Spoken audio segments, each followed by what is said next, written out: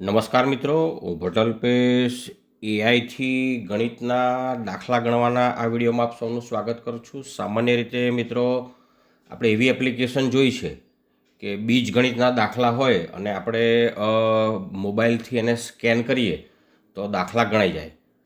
પરંતુ જો ગુજરાતી રકમવાળા દાખલા હોય, એટલે કે અહીં આગળ જો આવી રકમ છે, ત્રિકોણના છે, આંકડાશાસ્ત્રના છે અને આવી કોઈ પણ ફકરા સ્વરૂપમાં અને ગુજરાતીમાં રકમ હોય ત્યારે આવા દાખલા આપણે જે એઆઈથી અથવા તો કોઈ એપ્લિકેશનથી ગણાવવા થોડા અઘરા પડતા હોય છે.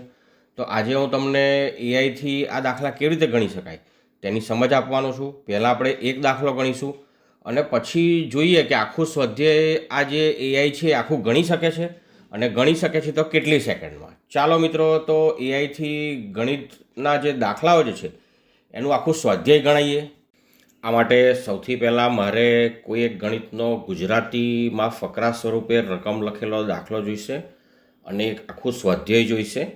તો મેં આ પીપીટી નામના ફોલ્ડરમાં એક દાખલો લઈ રાખ્યો છે. જુઓ, યામ ભૂમિતિનો દાખલો છે અને એમાં વાયની કિંમત શોધવાની છે.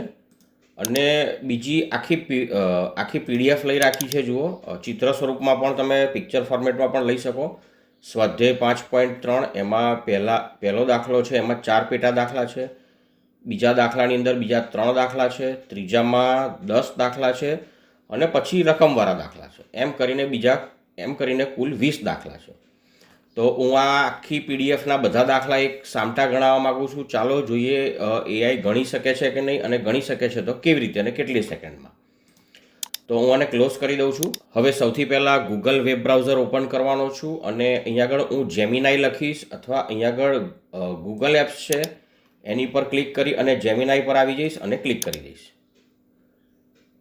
હવે હું એને સૌથી પહેલાં એક દાખલો આપવાનો છું અને અહીં અપલોડ ફાઇલ કરવાનો છું અને આ ચિત્ર જે છે એ અપલોડ કરવાનું છે, કેમ કે એમાં એક દાખલો છે, વાયની કિંમત શોધવાની છે. એક જ સેકન્ડમાં થઈ ગયું મિત્રો. અને ગુજરાતીમાં લખવાનો છું, આ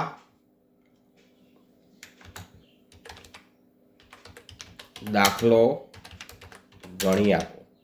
મારે આ એક જ દાખલો ગણાવો છે અને સૌથી પહેલાં સબમિટ કરું છું. વિશ્લેષણ કરશે 1 સેકન્ડ, 2 સેકન્ડ અને દાખલો તો મિત્રો ગણાઈ ગયો છે. જવાબ 10 છે, સાચો જવાબ છે. અને સૂત્ર પણ આપ્યું છે, કિંમતો પણ મૂકી છે અને સ્ટેપ પણ આપ્યા છે. તો જવાબ પણ સરસ રીતે આવી ગયો છે. તમે અને આ ફાઇલ જે છે એને કોપી કરી શકો છો અને વર્ડની અંદર પેસ્ટ કરી શકો છો. પેસ્ટ કરો અને ફોર્મેટિંગમાં પ્રશ્ન થાય તો જરૂરથી કોમેન્ટ કરજો. હું કેવી રીતે પેસ્ટ કરવાનું એની પણ તમને સમજ આપીશ.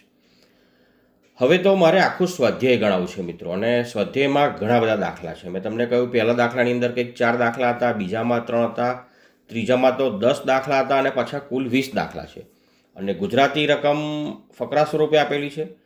ચાલો ફરી હવે હું એડ ફાઇલ્સ કરું છું, અપલોડ ફાઇલ્સ કરું છું અને આ સ્વાધ્યાય 5.3ની આખી પીડીએફ કે જેની અંદર દાખલા છે સમાંતર શ્રેણીના, હું એને ઓપન કરું છું. તમે અન્ય ચેપ્ટર પણ લઈ શકો.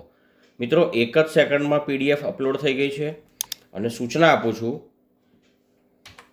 ક્રમ અનુસાર બધા દાખલા ગણી આપો. ચલો સબમિટ કરી અને જોઈએ આટલા બધા દાખલા કેટલી સેકન્ડમાં ગણી નાખે છે, કેટલા સમયમાં ગણી નાખે છે અને ગણી શકે છે કે નહીં. સબમિટ. હવે સમય શરૂ થઈ ગયો છે આપણો મિત્રો. વિશ્લેષણ કરે છે સમાંતર શ્રેણી અને પહેલો પ્રશ્ન એના 3 દાખલા 4 દાખલા આવી ગયા મિત્રો. બીજો પ્રશ્ન એના પણ દાખલા આવી ગયા છે મિત્રો, જુઓ. અને અહીંયા આગળ દાખલો 4, દાખલો 12, દાખલો 15 કહું છું, બાકી રહેલા દાખલા પણ ગણી આપો અને બધા જ દાખલા ક્રમમાં લખી આપો, સ્ટેપ સાથે. હવે હું સબમિટ આપું છું.